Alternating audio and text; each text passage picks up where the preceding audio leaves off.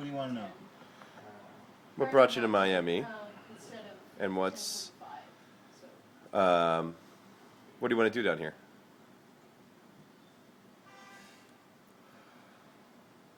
You want the real answer, or do you want? I want the real answer. Yeah. You want the real answer? Yeah. Well, the art fair brought me to Miami. Yeah, of course. And what do I want to do here? Yeah. What do you want to accomplish in Miami? A lot of artists come down here. It's like a destination, and I'm really curious what brings artists down here. Well, I think what brings artists down here is a really high concentration of the art market in general. Okay. And what I want to do down here is, I feel that as a sculptor, I feel like it's a great outlet to produce something and have it be seen pretty much immediately. So it's a big audience. It's You a get big tapped. audience, and it's a lot of opportunity. Yeah. So, and it's not just the market itself. It's also a lot of curatorial interest and museum possibilities, maybe even residencies. Who knows? Yeah. But it's a salad of art interest. Now you've been come down here a few years. You and I. Yeah. And what do you think you've gotten out of having come down over the last couple of years to Miami while this audience is here? You think in the past it's been realized? The kind of things you've wanted to accomplish? Yeah. I think I think it's on everybody's radar. Well, everybody that's an artist. Yeah. Are involved in the art world, and I think there's opportunities to be had. What I've accomplished in the past years of coming down here, and we've been through this together, is that kind of gives you a sense of I guess where things have progressed to in terms of aesthetics and also in terms of interest. And I feel like it acts like a bellwether for the year to come. How so? Explain that a little bit more.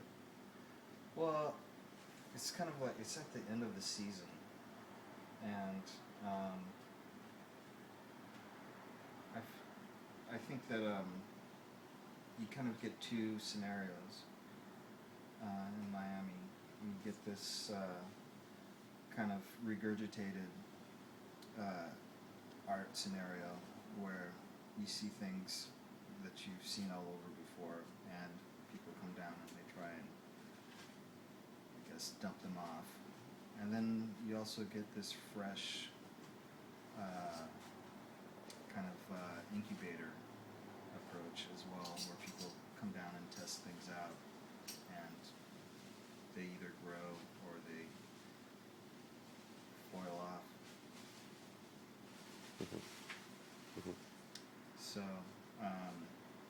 So this year, I think I came down more, I guess, more interested in testing how far I could stretch my own artistic practice. So I came down with new work that I'm kind of trying to, I guess, see how people react to it and if it's effective or if I need to change my dialogue. What are you expecting is going to happen this year? Well, I think it's an interesting year because there's a lot happening. You have the Occupy Wall Street which is in, I believe, direct Yeah. opposition to the art market.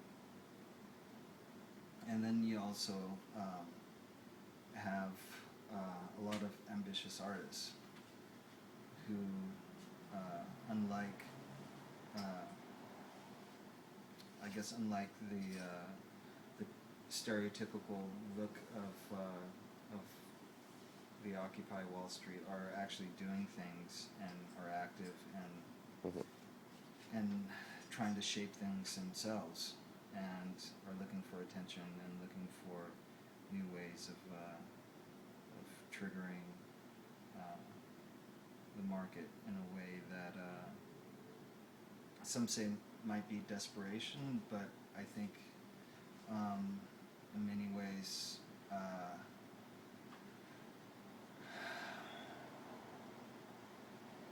risky.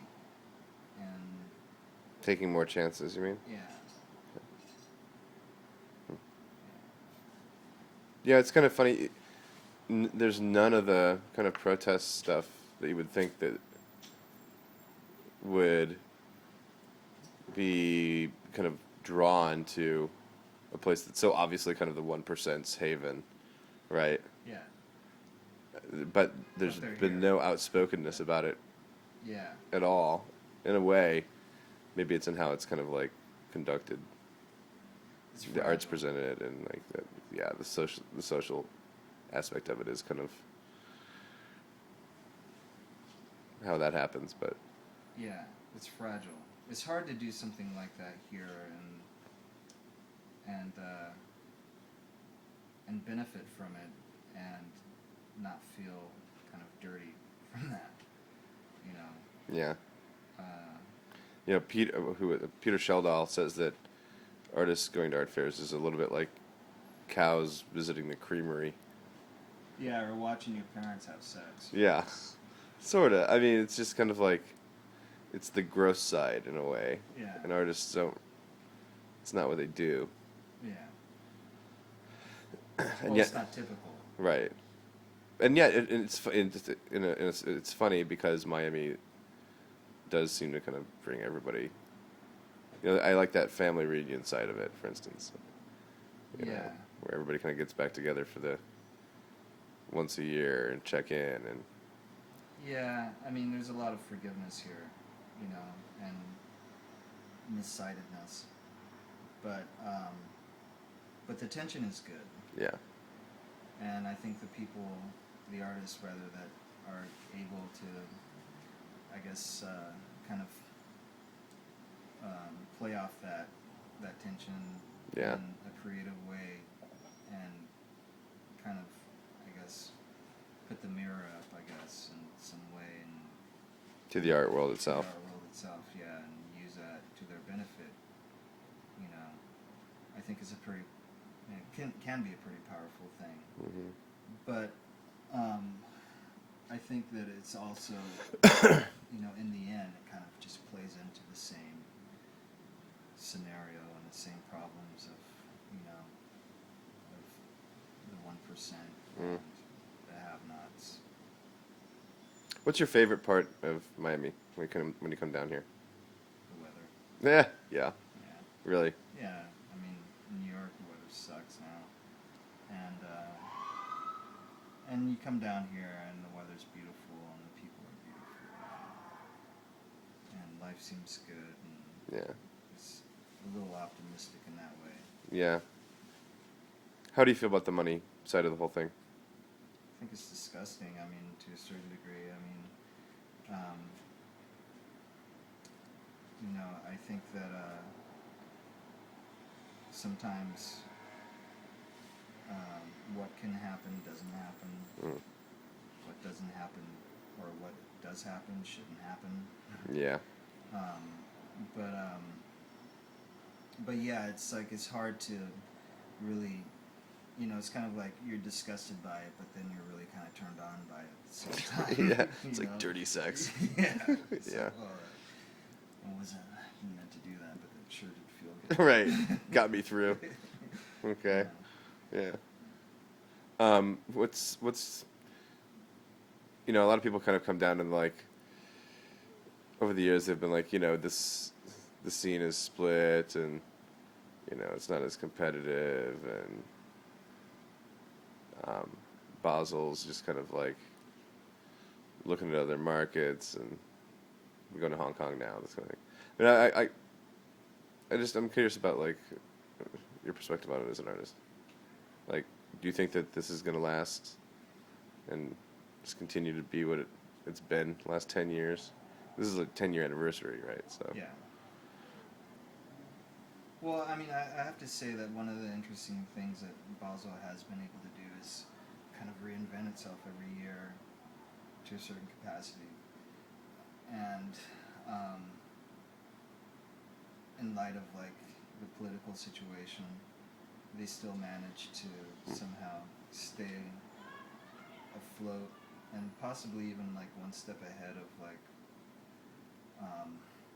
what could possibly be its own demise.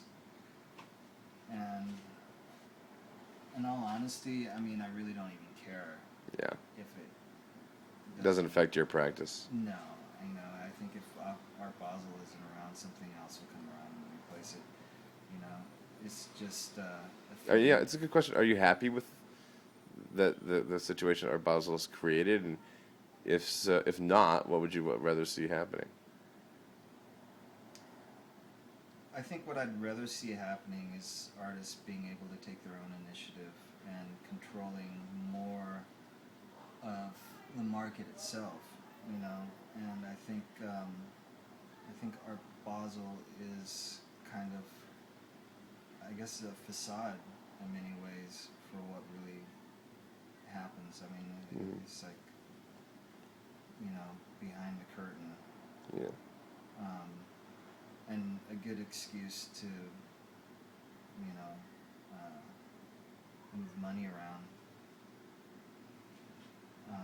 Yeah.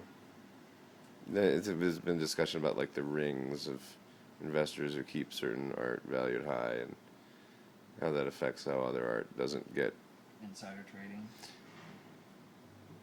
price fixing, essentially. Price fixing. Yeah. Well, I mean, that's outside of my capacity at the moment as an artist. Yeah. But you'd like to see your art get value. I mean, it seems to me that's part of it. It's like people want to get out here and try and get their work in front of people who do have the money to invest and make it to get their value high too. In other words. Yeah, I think that's a really unique situation. I mean, yeah.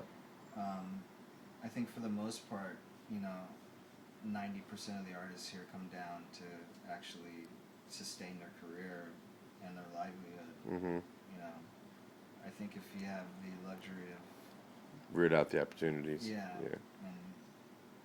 And increasing your value in a certain way, and by positioning yourself, then I feel like you're kind of part of the system, Yeah. But for the most part, I think that's pretty rare. Yeah. Cool. I think that's a pretty good interview. Thanks.